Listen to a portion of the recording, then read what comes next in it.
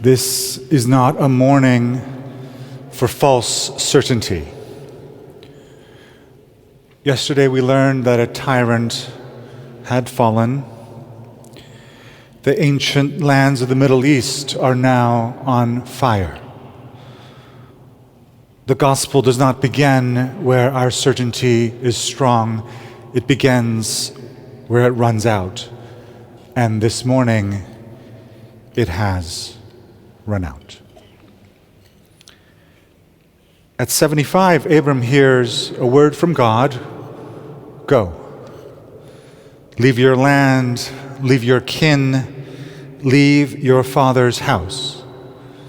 Leave the land of the Tigris and the Euphrates, now trembling again under the weight of war. God does not say where. Abram must move before he knows where he is going. The phrase "born again" has been flattened into a slogan, and like most slogans, it's been flattened into a kind of certainty. There is a moment, there's a formula, and then everything is different. But when Jesus tells Nicodemus he must be born anathen, a word that refuses to choose between again and from above, he is dismantling the certainty before Nicodemus can even build it. Jesus is calling him back to the condition of Abram, moving before the destination is clear. Nicodemus is not a skeptic. He has given his life to the law. He doesn't know what to do with Jesus. He comes at night because his identity is built on certainty. Jesus has cracked it. Nicodemus asks for the program, "Tell me what to do," and Jesus responds with the wind. The wind blows where it chooses. You hear its sound. You do not know from where it comes from or where it is going. Jesus doesn't shame him for the confusion. He just says the wind is unpredictable. You cannot control this. We stand in that same night. The Spirit blows where it will. Yesterday there were explosions over Tehran.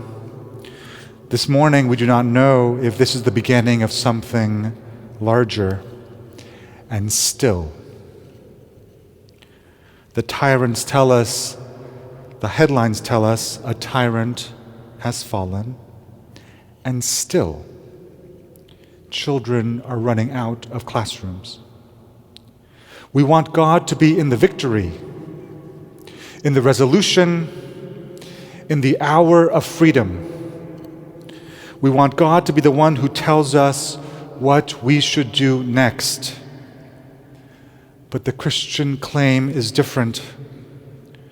God is not observing the 75-year-olds in Tehran, huddled in the dark, whose certain futures have now been upended. God is the one huddled in the dark. God is not watching the children pour out of the classrooms terrified, looking for their parents. God is the one running. About a mile from this pulpit on Thursday morning, federal agents came to a dormitory door without a warrant under a false pretext. They took a student named Ellie and put her in the back of a car. DHS has illegally arrested me, she posted from the back seat. Now, as she was facing an uncertain future, please help. God was in the back seat of that car. God's rights were violated. When we see the handcuffs, we are not looking at a political problem. We are looking at the body of Christ being broken again, right in front of us. Students gathered at the university gates at noon, chanting in the cold. They were not performing a protest. They were performing a liturgy. They were taking Christ down from the cross. Nicodemus appears 3 times in John's Gospel. The first time, it's at night under darkness, so no one will see. The second time, he is arguing with his fellow Pharisees. "Give Jesus a fair hearing," he says. And then his colleagues turn on him. "Are you from Galilee too?" And then the third time, Jesus has been crucified. The disciples have fled. Anyone with an instinct for self-preservation has gone. And then Nicodemus comes, in the broad daylight, carrying 100 pounds of spices. This is not a careful, deniable expression of sympathy.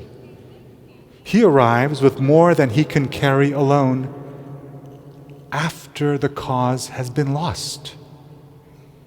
He cuts an absurd picture and a faithful one. He is doing what the wind does. He moves without waiting to be certain. And for all of us who do not feel equal to this moment, that is permission. That is permission. Abram leaves and becomes Abraham over the length of a journey. Nicodemus moves from night to noon across the whole length of a gospel. They are not born again in a moment. They are born again across a lifetime of uncertain steps. Neither of them knew where they were going. They only knew the direction: into the desert, to the cross, to the body that needed burying. Every step taken before the next one was visible. That is the pattern the gospel offers. Not a map, a direction.